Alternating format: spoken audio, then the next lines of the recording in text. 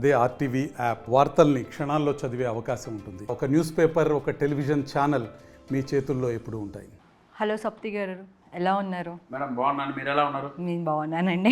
Teaser చూసారా? Teaser చూసాను, చాలా బాగుంది. Thank you. సో ఎలా నడుస్తున్నాయి ప్రమోషన్స్? బిజీగా ఉన్నట్టున్నారు. మామూలుగా బిజీ కాదు మేడం, మీతో పాటు ఈరోజు 10 అనుకుంటా. ఓకే. నా స్టాఫ్ ఇంటర్వ్యూస్ చేస్తూనే ఉన్నాం.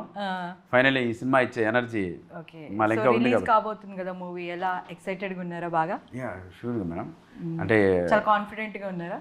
లక్కీగా మా సినిమా కూడా ఇప్పుడు ఈ మధ్యకాలంలో ఫన్ మూవీస్ వచ్చి ఇండస్ట్రీ బ్లాక్ బస్టర్స్కి వచ్చిన సినిమాలు అయ్యాయి. సంక్రాంతికి వస్తున్నాం ఇవన్నీ. సో మాది కూడా జానర్లో ఫన్ ఉంది కాబట్టి, హై క్వాలిటీతో మేము కూడా తీసాం కాబట్టి ఆ ఫన్ నమ్ముకొని థియేటర్కి వస్తున్నాం. మంచి రిజల్ట్ అందుకుంటాం. సో ట్రైలర్ చూసాను, ట్రైలర్ చూస్తే ఒక కామెడీ ఎంటర్టైనర్ లాగా అనిపించింది. సో నిజంగా దీంట్లో అంటే అవుట్ అండ్ అవుట్ కామెడీ ఉంటుందా, ఎలా ఉండబోతుంది? ఒక చిన్న గ్లిమ్స్ స్టోరీ లైన్. ఇందులో ఫన్ తప్ప వేరే మ్యాటర్ లేదండి. ఓకే. సింగిల్ మీటర్ అంటే సింగిల్ ఇంచు కూడా సెంటిమెంట్ కావచ్చు, వేరే ఏ ఎమోషన్ ఉండదు. Only fun. ఒక 54 సీన్స్ వస్తే 45 సీన్స్ మిమ్మల్ని నవ్విస్తాయి. సో అదే బేసిస్గా వీళ్ళు చేశారు కాబట్టి నో డౌట్. సో ట్రైలర్లో చూస్తే రూల్ బుక్లో ప్రకారం మీరు పెళ్లి చేసుకోవాలని అనుకున్నారు, ఫైనల్లీ చేసుకున్నారా మరి? అదే మనం సినిమా చూద్దాం. బట్ ఓపెన్గా చెప్పేస్తాను నేను, ఫైనల్గా అవుతుంది అన్నీ. బట్ దాని తర్వాత వచ్చే ప్రాబ్లమ్స్ మిమ్మల్ని అందరికీ మీ అందరికీ నవ్వు వస్తుంది. ఆ రూల్స్ ప్రకారం చేసుకున్న తర్వాతే మీ అందరికీ నవ్వు వస్తుంది. సో మీకు డైరెక్టర్ ఈ స్టోరీ నేరేట్ చేసినప్పుడు మీకు ఏ పాయింట్ ఎక్కువగా నచ్చింది బాగా? అంటే ఈ స్టోరీ నేను చేయాలి అని ఏ పాయింట్లో అనిపించింది మీకు? ఫస్ట్ హీరోయిన్ ఫ్యామిలీ నుంచి వచ్చే ఒక ప్రాబ్లం ఉంటుంది. ఆ ప్రాబ్లం నేను చాలా బాగా పడి నవ్వుకున్నాను. సో ఈ మ్యాటర్లో చేసామంటే డెఫినెట్గా అంటే నా ప్రాబ్లం కన్నా వాళ్ళ ప్రాబ్లం ఎక్కువ ఉంటుంది. సో అందుకు నాకు బాగా అనిపించింది. ఒకప్పుడు క్షేమంగా వెళ్ళి లాభంగా రండి ఇవన్నీ సినిమాల్లో డిఫరెంట్ ఫ్యామిలీస్ కలిసి ఒక ఇంట్లో చేరినప్పుడు ఎటువంటి ఫన్ వస్తుందో అలా వచ్చింది. లక్కీ ఈ సినిమాలో మాకు ప్రమోదిని గారు, వడ్లమాని శ్రీనివాస్ గారు అండ్ భాష అన్నపూర్ణమ్మ గారు వాళ్ళ ఫ్యామిలీ సైడ్, హీరోయిన్ సైడ్ వచ్చి ఆ ఫన్ చాలా బాగా వర్కౌట్ అయింది. So coming to direction, director గారితో మీరు ఎలా కనెక్ట్ అయ్యారు? అంటే మీకు స్టోరీ నేరేట్ చేసినప్పుడా, లేకపోతే మీరు అంతకుముందు ఆయనతో ఏమైనా వర్క్ చేశారు? లేదండి, ఫస్ట్ టైం లైఫ్లో చూడడం కూడా అతన్ని. మంచి అందంగానే ఉంటాడు. కాకపోతే వాళ్ళ టీంతో వచ్చారు. ఆ movie dialogue writer Akhil Varma and కథ లోహిత్, వీళ్ళు బోత్ ఈ టీంతో వచ్చారు. వీళ్ళు ఏంటంటే వాళ్ళు కాలేజ్ చేసిన ఉన్నప్పుడే మన ఆ మూవీస్ అన్ని చూశారు. ప్రేమ కథ చిత్రం, లవర్స్, వెంట ఇవన్నీ చూశారు వాళ్ళు. అన్నా మేము కాలేజ్ చేసినంత మీరు మాకు ఫేవరెట్ అన్నా, మీ సినిమాలు అంటే మేము పరిగెత్తి వెళ్ళేవాళ్ళం, అసలు మీకోసం వెళ్ళేవాళ్ళం. అలాంటిది ఈరోజు మీకు కథ చెప్పడం మాకు చాలా హ్యాపీగా ఉంది అంటూనే వాళ్ళు నాలో చిన్న వేరియేషన్ చూపించారు. మీరు ఒక 7-8 ఇయర్స్ ఇలా చేశారన్నా, ఈ సినిమాలు ఇలా ఉంటే చాలా బాగుంటుంది అన్నారు.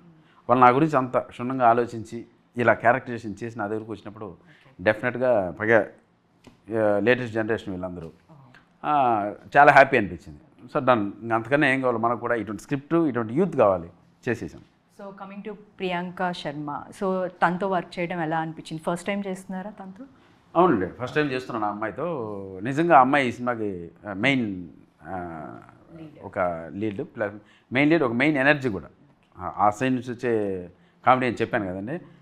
వీళ్ళ ఫ్యామిలీ చేసే హంగామా అనేది డెఫినెట్గా చాలా బాగుంటుంది థియేటర్లో. సో కాబట్టి లక్కీ అంటే నా క్యారెక్టర్ పరంగా ప్రియాంక శర్మ క్యారెక్టర్ అంటే వడ్లమాని, మా సైడ్ మురళీధర్ గౌడ్, వీళ్ళందరికీ ఎవరికి వాళ్ళకి ఒక ఐడెంటిటీ ఉంటుంది ఈ సినిమాలో. సో మీరు వర్క్ చేసేటప్పుడు షూటింగ్ అట్మాస్ఫియర్ కానీ అంతా ఎట్లా అనిపించింది? అంటే మీరు మామూలుగానే ఫన్ చేస్తారు ఎక్కువ, ఇంకా వేరే మ్యాటర్. ఇంకా వర్క్ చేసేటప్పుడు ఈ సినిమాలో సీన్ చేసేటప్పుడు ఇంకా మాకు అన్నపూర్ణమ్మ గారు మహాతల్లి ఉన్నారు కదా, ఇంకా ఆమె ఎక్స్పీరియన్స్ అవన్నీ ఉపయోగపడతాయి, అసలు దొల్లడమే. సో మ్యూజిక్ ఎలా అనిపించింది మీకు? అంటే మ్యూజిక్లో ఈ సినిమాలో 2 సాంగ్స్ ఉంటాయండి. ఒకటి బిట్ సాంగ్ ఉంటుంది, 2 నాకు తెలిసి మేబీ రేపటి నుంచి రిలీజ్ అవ్వచ్చు అనుకుంటా. ఒక అన్ని సిచ్యువేషనల్ కామెడీ. అంటే ఏ సాంగ్ వచ్చినా కూడా దాని వెనక ఒక థీమ్ ఉంటుంది, ఈ సాంగ్ ఎందుకోసం వచ్చింది అనేది ఉంటుంది. సో నాకు అందుకే సినిమా మొత్తం వీళ్ళు అండర్లైన్గా సినిమా కథ చెప్తూనే వచ్చారు. అండర్లైన్గా కథ చెప్తూ సిచ్యువేషనల్ కామెడీ చెప్తూ ఆ సీన్స్ అన్నీ కూడా దాని బ్యాక్గ్రౌండ్లో ఒక స్టోరీ ఉంటుంది. అది బాగుంది నాకు.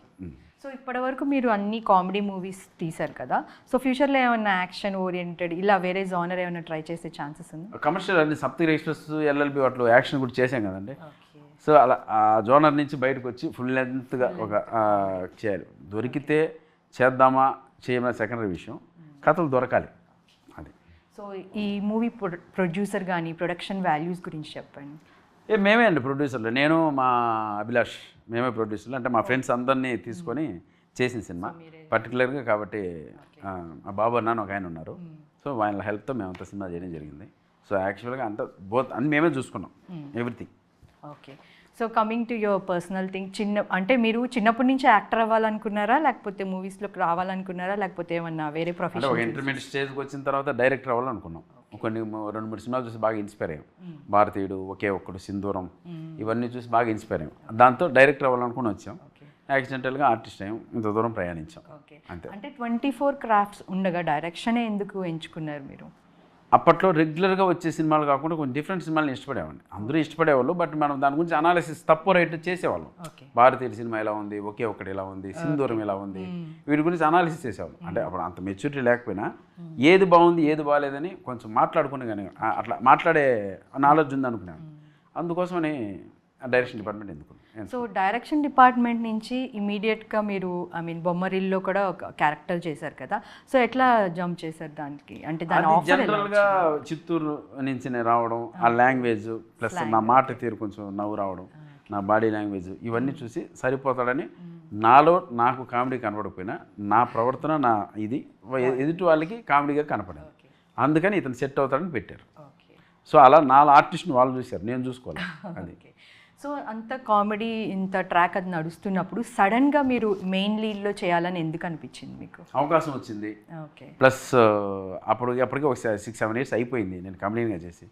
బట్ దాంట్లో ఆ చేస్తున్న రోల్స్లో డిఫరెంట్ వేరియేషన్స్ రావట్లేదు నాకు. ఓకే. దానికి సంబంధించిందే దాని చుట్టూరే తిరుగుతున్నాయి. సో ఎందుకు మొనాటివ్ అనిపిస్తుంది, మనకే అనిపిస్తుంది, ఇంకా ప్రజలకు ఎలా ఉంటారో అనుకున్నాం. ఇప్పుడు కానీ మనం వేరియేషన్ చూపించకపోతే నెక్స్ట్ మనుగడ కష్టం అవుద్ది అని ఒక థాట్ వచ్చింది. మిగిలిన ఎమోషన్స్ కూడా మనం చేయగలం అనే ఉద్దేశంతోనే సప్తగిరి ఎక్స్ప్రెస్ చేయడం, ఆ తర్వాత ఎల్ఎల్బి చేయడం. ఇప్పుడు అక్కడ వేసిన బీజం ఇప్పుడున్న యూత్ అంతా వచ్చి కథలు చెప్పే స్థాయికి వచ్చింది. వచ్చి చెప్తున్నారంటే అప్పుడు ఆ బీజం వేయబెట్టేగా. సో అది. సో ఈ మూవీ ట్రైలర్లో మేము చూసాం, కట్నం తీసుకోకుండా మీరు పెళ్లి చేసుకోవాలి అనుకున్నారు. రియల్ లైఫ్లో కూడా మీరు అంతే రెడీ, 100% రెడీ. మంచి పిల్ల అయితే చాలు, కట్నం వద్దంటారు. వద్దు మాకు. ఓకే. సో అసలు ఎవరైనా ఆడియన్స్ పెళ్లి కాని ప్రసాద్ మూవీకి రావాలంటే ఎందుకు రావాలని ఏం చెప్తారు? పెళ్లి కాని ప్రసాదులంతా ఈ సినిమా చూస్తే పెళ్ళి అయిపోద్దండి, అది ఒక సెంటిమెంట్. కట్నం శాసనాల గ్రంథం ద్వారా మంచి ఫన్ మోడ్లో చెప్పాం. పెళ్లి కాని ప్రసాదమ్మలు కూడా రావచ్చు, వాళ్ళకి పెళ్ళి అయిన ప్రసాదాలు దొరుకుతారు. కాబట్టి అలా బోత్ అన్మ్యారీడ్ పీపుల్ అంతా వచ్చారనుకోండి, ఎంజాయ్ చేస్తారు, నా బాధ వాళ్ళ బాధగా అర్థం చేసుకుంటారు, తప్పకుండా వాళ్ళకి పెళ్ళి అయిపోద్ది. ఇదే సెంటిమెంట్ అంట. సో ఓకే, మీ ఫ్యూచర్ ప్రాజెక్ట్స్ ఏంటి అసలు? ఇంకా ఉన్నాయి ఫ్యూచర్ ప్రాజెక్ట్స్ ఆల్రెడీ ఉన్నాయి, ఒక 2 కంప్లీట్ చేసి కూడా పెట్టున్నాం. దీని తర్వాత 1 by 1 అంటే ఇంకా కమెడియన్గా కూడా చేస్తున్నాను మంచి సినిమాలు, అవన్నీ 1 by 1 వస్తాయి. సో గ్యాప్ లేకుండా 1 by 1 వస్తున్నాయి.